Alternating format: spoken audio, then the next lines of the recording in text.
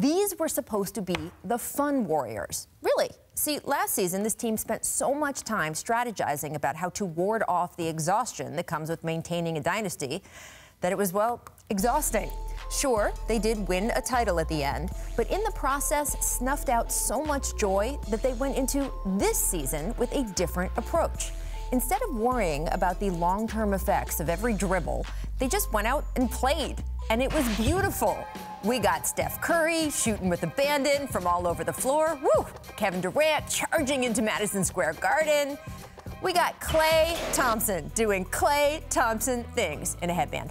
And, I mean, at times, it looked like the next incarnation of the Harlem Globetrotters out there. Actually practiced with the Harlem Globetrotters. And don't forget dancing to Fergie. Creatively. Love that so much. Love that so much. See, it was all fun again. And in talking to players, it seemed at least part of their new approach was no longer walking on so many eggshells when it came to trying to make Kevin Durant comfortable.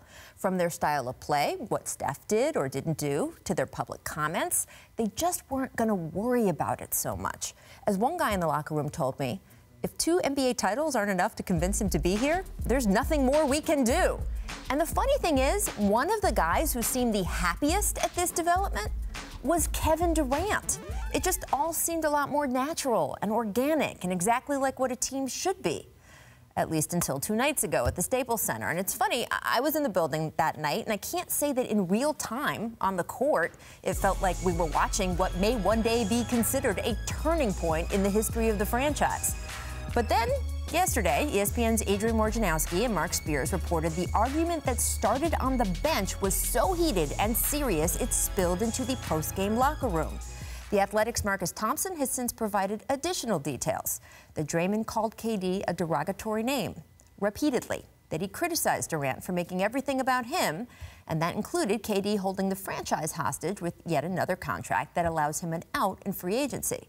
It was enough of a tirade the Warriors brass suspended Draymond for last night's game in Atlanta, which not only cost Dre $120,000, it made what had felt like a minor dust-up escalate into a major issue, and added the perception that management was now taking sides. After the game, KD was, brief. Kevin, have you and Draymond been able to hash anything out? No.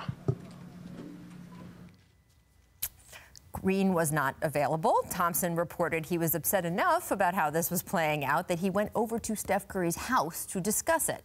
Other Warriors tried to downplay the whole thing. Klay Thompson quoted Drake, sort of, saying that if they win a couple games, this incident will be behind them like a ponytail.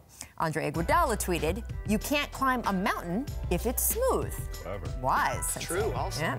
As for Steve Kerr, well, Steve, in your playing days, we know about, the scuffle you had at practice with MJ back in the days. Does going through something like that as a player kind of help you understand where the guys are coming from, Draymond and Durant are coming from, in terms of just 2 competitive guys that really want to win? Yeah, I mean, when you play at a really high level and you're competitive, things happen. Every team that I've ever been on, things have happened. By the way, I kicked MJ's. that, by the way, is my favorite incident to bring up whenever folks need fainting couches over teammates yelling at each other or subtweeting each other or whatever. Michael Jordan once punched Steve Kerr in the face. They both got over it, and they won 3 titles together. So it is completely possible that just like that blew over, this KD-Draymond incident will too. Still, none of it seems like that much fun anymore. And that is a real shame.